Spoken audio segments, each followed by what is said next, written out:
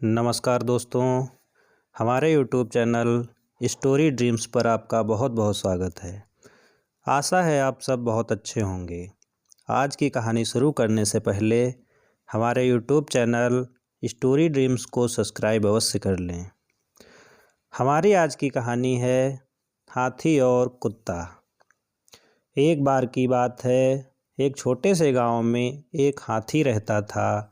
हाथी बहुत बड़ा और घने जंगल में रहने वाला था।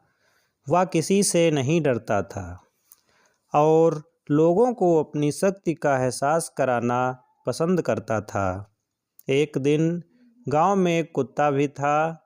वह कुत्ता छोटा और काफ़ी होशियार था। वह लोगों के यहाँ बच्चों को खुश करने के लिए आया करता था। हाथी और कुत्ता एक दूसरे को पहले नहीं जानते थे, लेकिन एक दिन मिल गए।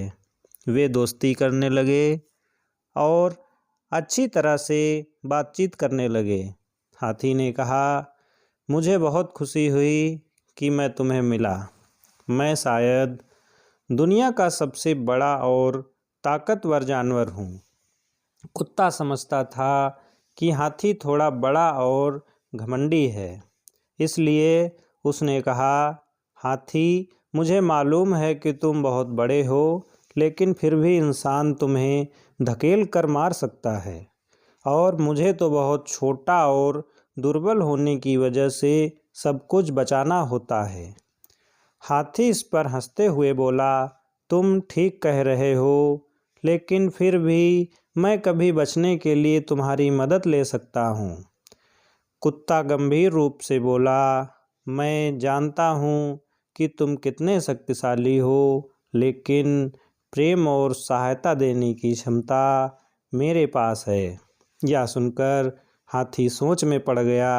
वह समझ गया कि शक्ति और ताकत के बावजूद प्रेम और मदद कुछ भी नहीं होते। हाथी ने खुद को आजमाकर देखने का फैसला किया और वह बच्चों के संगीतायन में से एक साझा करने के लिए खुद को मंडराने लगा। यह देखकर कुत्ता बहुत खुश हुआ और उसने कहा, हाथी, तुमने सबके दिल जीत लिए हैं। तुम्हारी हमारे गांव में बहुत ज़रूरत थी, जहां हमेशा खुशी और प्रेम की कमी महसूस होती थी। हाथी बहुत खुश हो गया क्योंकि उसने समझ लिया था कि हाथी और कुत्ता एक ही गुण रखते हैं, प्रेम और सहायता देने की क्षमता। यह बात हाथी के जीवन में एक महत्वपूर्ण सीख थी कि शक्ति और ताकत से भी बढ़कर प्रेम और सहायता का महत्व होता है।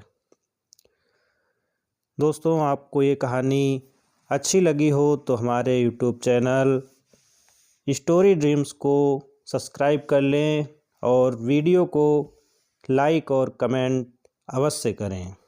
धन्यवाद दोस्तों।